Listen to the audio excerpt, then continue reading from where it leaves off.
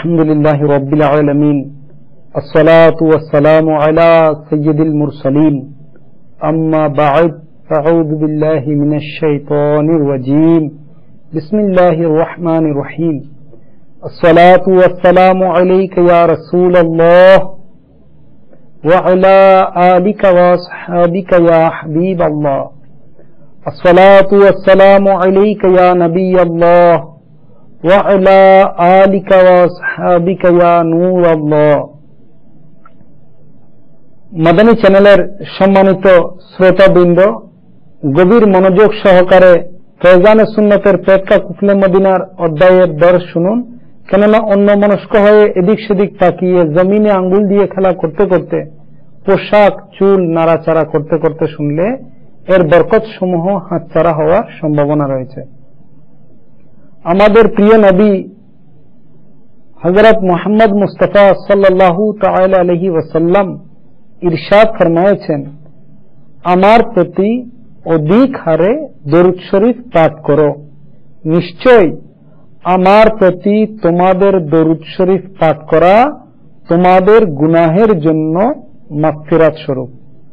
সাল্লু আলাল হাবিব সাল্লাল্লাহু তাআলা আলা মুহাম্মদ সাল্লাল্লাহু তাআলা আলাইহি ওয়াসাল্লাম সালাতান ওয়া সালামান আলাইকা ইয়া সাইয়্যিদি ইয়া মক্কি ইয়া মাদানী ইয়া রাসূলুল্লাহ সাল্লাল্লাহু তাআলা আলাইহি ওয়াসাল্লাম।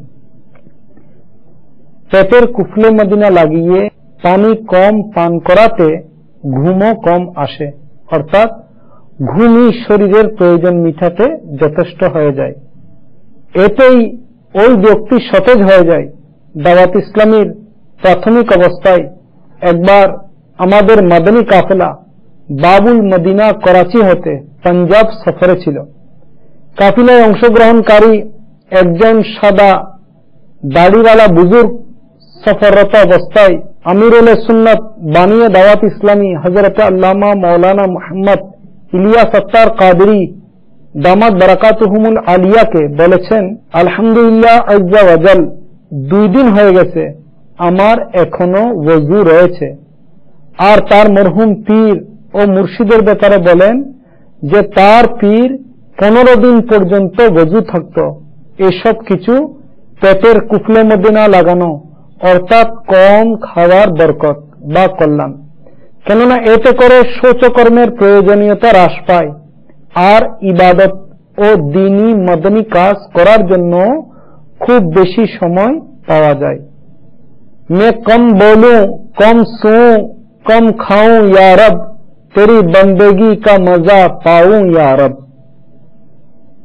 हजरत सैयदना अनस রাদিয়াল্লাহু তাআলা আনহু হতে বর্ণিত, খাতুনে জান্নাত সৈয়দাতুন নিসা ফাতিমাতুজ জাহরা রাদিয়াল্লাহু তাআলা আনহা একদিন রুটির একটি টুকরা নিয়ে সরকারে নামদার সাল্লাল্লাহু তাআলা আলাইহি ওয়াসাল্লাম এর প্রভাব প্রতিপত্তি সম্পন্ন মহান দরবারে হাজির হলেন। মদিনার তাজদার হযরত মুহাম্মদ মুস্তাফা সাল্লাল্লাহু তাআলা আলাইহি ওয়াসাল্লাম জিজ্ঞাসা করলেন, এই টুকরো কোত্থেকে? আরজ করলেন, আমি এই রুটি তৈরি করেছি, আপনাকে ছাড়া খাওয়াটা পছন্দ করলাম না, তাই টুকরাটা নিয়ে এসেছি। আল্লাহ আজ্জা ওয়া জাল্লার হাবিব হাবিবে লবিব জনাবে হযরত মুহাম্মদ মুস্তাফা সাল্লাল্লাহু তাআলা আলাইহি ওয়াসাল্লাম ইরশাদ ফরমালেন, 3 দিন পর এটাই প্রথম খাবার যা তোমার পিতার পবিত্র মুখে প্রবেশ করলো। আল্লাহু আকবার। উভয় জাহানের ভান্ডার যার হাতে রয়েছে তার দুনিয়ার প্রতি এরূপ অনাসক্তি, এটা মাহবুবে রব্বে বারি হযরত মুহাম্মদ মুস্তাফা সাল্লাল্লাহু আলাইহি ওয়াসাল্লামের ইচ্ছাধীন ক্ষুধা শরীফ ছিল। অন্যথায় তিনি অন্যদেরকে ঝুলি ভরে ভরে দান করতেন।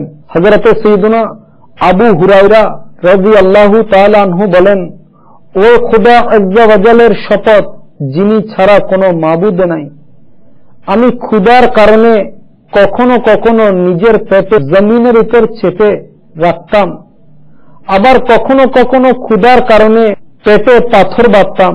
একদিন আমি ওই রাস্তায় বসে গেলাম যেটা দিয়ে লোকেরা বাইরে যেত।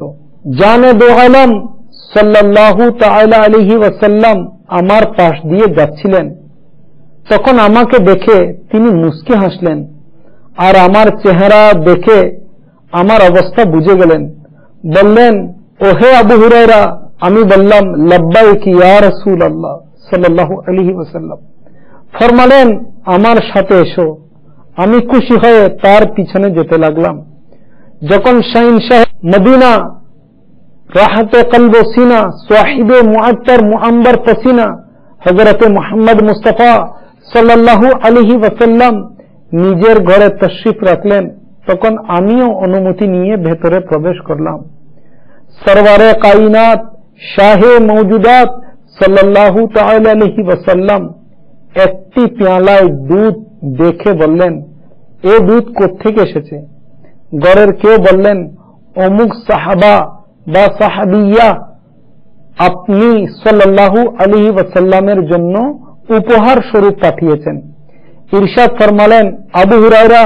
আমি আরজ করলাম, লাব্বাইক ইয়া রাসূলুল্লাহ সাল্লাল্লাহু তাআলা আলাইহি ওয়াসাল্লাম। ইরশাদ ফরমালেন, যাও আহলে সুফফাদের সকলকে ডেকে নিয়ে আসো। হযরতে সাইয়্যিদুনা আবু হুরায়রা রাদিয়াল্লাহু তাআলা আনহু বললেন যে আহলে সুফফাগণ হলেন ইসলামের মেহমান। তাদের না ঘর বাড়ির প্রতি আসক্তি আছে, না ধন দৌলতের প্রতি, আর না তারা কারো সাহায্য গ্রহণ করেন।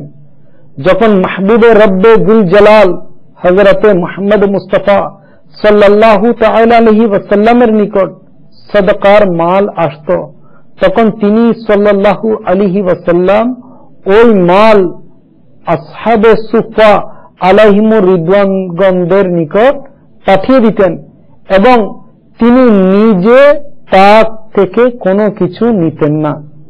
আর যখন সরকার সাল্লাল্লাহু আলাইহি ওয়াসাল্লাম এর কাছে কোনো হাদিয়া আসত, অর্থাৎ উপহার আসত, তখন তিনি তা থেকে নিজেও নিতেন এবং তাদেরকেও তাতে শরীক করতেন। আমার কাছে এই কথাটা আশ্চর্য মনে হলো, আর মনে এই ধরনের খেয়াল আসলো, আহলে সুফা আলাইহিমুর রিদওয়ানগণের এই সামান্য দুধ দিয়ে কি হবে? ক্ষুধার অবস্থার বিচারে আমি তো এটার অধিক হকদার। এই দুধ থেকে কয়েক ঢোক আমাকে পান করতে দিলে আমি তাতে কিছু শক্তি অর্জন করতে পারতাম। যখন আসহাবে সুফা আলাইহিমুর রিদওয়ানগণ এসে যাবেন, তখন সরকারে নামদার আহমদে মুখতার হযরত মুহাম্মদ মুস্তাফা সাল্লাল্লাহু আলাইহি ওয়াসাল্লাম আমাকে ইরশাদ করবেন যে এদেরকে দুধ পেশ করো। এই অবস্থায় কয়েক ঢোক দুধ পাওয়া খুবই মুশকিল হবে, কিন্তু আল্লাহ আজ্জা ওয়া জাল ও তার রাসূল সাল্লাল্লাহু আলাইহি ওয়াসাল্লামের আনুগত্য ছাড়া কোনো উপায় ছিল না। আমি আসহাবে সুফা আলাইহিমুর রিদওয়ানগণের কাছে গেলাম এবং তাদেরকে ডেকে আনলাম। তারা দরবারে উপস্থিত হয়ে শাহিন শাহে আরব মাহবুবে রব সাল্লাল্লাহু তাআলা আলাইহি ওয়াসাল্লাম এর অনুমতি প্রার্থনা করলেন। তিনি সাল্লাল্লাহু আলাইহি ওয়াসাল্লাম তাদেরকে প্রবেশের অনুমতি দিলেন। তখন তারা ঘরে প্রবেশ করে বসে গেলেন এবং প্রিয় আকা মদিনাওয়ালে মুস্তাফা হযরত মুহাম্মদ সাল্লাল্লাহু তাআলা আলাইহি ওয়াসাল্লাম ফরমালেন, আবু হুরায়রা। আমি আরজ করলাম, লাব্বাইক ইয়া রাসূলুল্লাহ সাল্লাল্লাহু তাআলা আলাইহি ওয়াসাল্লাম। বললেন, পেয়ালা নাও আর এদের এক এক করে সকলকে দুধ পান করাও। হযরত আবু হুরায়রা রাদিয়াল্লাহু তাআলা আনহু বললেন, হুকুম পেয়ে আমি পেয়ালা হাতে নিলাম। আমি ওই পেয়ালা একজনকে দিতাম আর তিনি পরিতৃপ্ত হয়ে দুধ পান করতেন। তারপর পেয়ালাটি আমাকে ফিরিয়ে দিতেন। এমনি ভাবে দুধ পান করাতে করাতে সকলে পরিতৃপ্ত হয়ে পান করার পর আকায়ে মদিনা হযরত মুহাম্মদ মুস্তাফা সাল্লাল্লাহু আলাইহি ওয়াসাল্লাম পর্যন্ত পৌঁছলাম। এমত অবস্থায় সমস্ত লোক পরিপূর্ণরূপে পান করেছিল। হযরত মুহাম্মদ মুস্তাফা সাল্লাল্লাহু তাআলা আলাইহি ওয়াসাল্লাম পেয়ালাটি নিয়ে নিজের পবিত্র হাত রাখলেন, অতঃপর আমার দিকে মুস্কি হাসলেন আর বললেন, আবু হুরায়রা। আমি আরজ করলাম, লাব্বাইক ইয়া রাসূলুল্লাহ সাল্লাল্লাহু আলাইহি ওয়াসাল্লাম।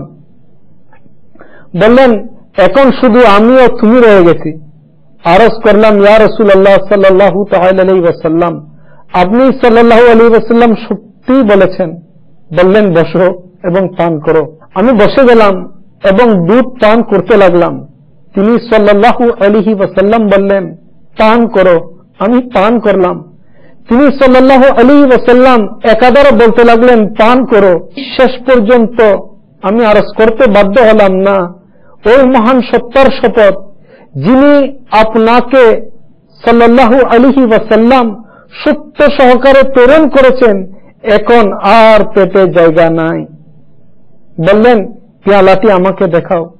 আমি পেয়ালাটি পেশ করলাম। তিনি সাল্লাল্লাহু আলাইহি ওয়াসাল্লাম আল্লাহ তাআলার প্রশংসা করলেন, এরপর বিসমিল্লাহ শরীফ পাঠ করলেন এবং অবশিষ্ট দুধ পান করে নিলেন। আলহামদুলিল্লাহ আজ্জা ওয়াজাল, এটা সরকারে মক্কা মুকাররমা তাজদারে মদিনা মুনাওয়ারা হযরত মুহাম্মদ মুস্তাফা সাল্লাল্লাহু আলাইহি ওয়াসাল্লামের মহান মুজিজা, যে সকল অর্থাৎ 70 জন আহলে সুফা আলাইহিমুর রিদওয়ান মিলে এক পেয়ালা দুধ সম্পূর্ণ পান করতে পারলেন না। হযরত সাইয়েদনা আবু ইয়াহইয়া মালিক বিন দিনার আলাইহি রাহমাতুল গফফার বলেন, আমি হযরত সাইয়েদনা আবু আব্দুল্লাহ মুহাম্মদ বিন ওয়াসি আলাইহি রাহমাতুল্লাহিল নাফি কে বললাম, ওহে আবু আব্দুল্লাহ, ওই ব্যক্তি সৌভাগ্যবান যার কাছে সামান্য খাদ্য থাকে আর তা তার জন্য যথেষ্ট হয়, আর এভাবে সে মানুষের কাছ থেকে অমুখাপেক্ষী থাকে। এটা শুনে তিনি আমাকে বললেন, ওহে আবু ইয়াহইয়া, ওই ব্যক্তির জন্য সুসংবাদ যে সকাল সন্ধ্যা ক্ষুধার্ত অবস্থায় থাকে আর আল্লাহ আজ্জা ওয়া জালের প্রতি সন্তুষ্ট থাকেন। আমিরুল মুমিনিন হযরত সাইয়েদনা ওমর ফারুক আযম রাদিয়াল্লাহু তাআলা আনহু বলেন, নিজেকে পেট ভরে খাওয়া থেকে রক্ষা করো, কারণ পেট ভরে খাওয়াটা জীবনের বোঝা স্বরূপ ও মৃত্যুর সময় এটা হবে দুর্গন্ধ। সত্যিই বলেছেন ফারুক আযম রাদিয়াল্লাহু তাআলা আনহু, সত্যি পেটের কুফলে মদিনা না লাগানো এবং খুব বেশি পরিমাণে পেট ভর্তি করে খাওয়া জীবনের বোঝা হয়ে থাকে। কারণ খানা বেশি খেতে থাকলে এজন্য ব্যয় বেশি করতে হয়, খানার আয়োজনও বেশি করতে হয়, তাই খুব পরিশ্রম করে রান্নাও করতে হয়, অতঃপর খেতেও বেশি সময়ের প্রয়োজন হয়, আবার অনেকক্ষণ ধরে পেটে এটার বোঝাও বহন করতে হয়। অতিরিক্ত খানা খাওয়াতে হজম শক্তিতে বিশৃঙ্খলা সৃষ্টি হয়। সুতরাং এর ফলে কোষ্ঠকাঠিন্য, গ্যাস্ট্রিক, জানি না আরো কত রকমের পেটের কষ্ট সহ্য করতে হয়। মোট কথা, অধিক খাওয়াতে মালপত্র কিনাতেও খরচ অধিক করতে হয়। জিহ্বার স্বল্প সময়ের স্বাদ গ্রহণের পর কণ্ঠনালীর নিচে নেমে যেতেই এর মজা বা স্বাদ লাভের পরিসমাপ্তি ঘটে, আর দীর্ঘদিনের পর্যন্ত পেটের অসুস্থতা আর যন্ত্রণা সহ্য করতে হয়। এছাড়া শরীরে মেদ বেড়ে যাওয়াতে ডাক্তারও ঔষধ ইত্যাদির খরচের বোঝাও বহন করতে হয়। তাই এইভাবে এসব কিছু বোঝা আর শুধু বোঝাই। এমন যদি হতো, অল্পক্ষণের স্বাদের জন্য সারা জীবনের বোঝা বহন ও মৃত্যুর সময় দুর্গন্ধের মতো বিপদ হতে নিজেকে রক্ষার মানসিকতা তৈরিতে যদি আমরা সফলকাম হয়ে যেতাম। বর্ণিত আছে যে, যদি তুমি পেট ভরে খাওয়ার অভ্যস্ত হও তবে ইবাদতের স্বাদ লাভের আশা পোষণ করো না। আর ইবাদত ছাড়া অন্তরে নূর কিভাবে সৃষ্টি হবে? আর যদি ইবাদতই স্বাদহীন হয় তবে ওই ধরনের ইবাদতের মধ্যে কিভাবে অন্তরে নূর আসবে?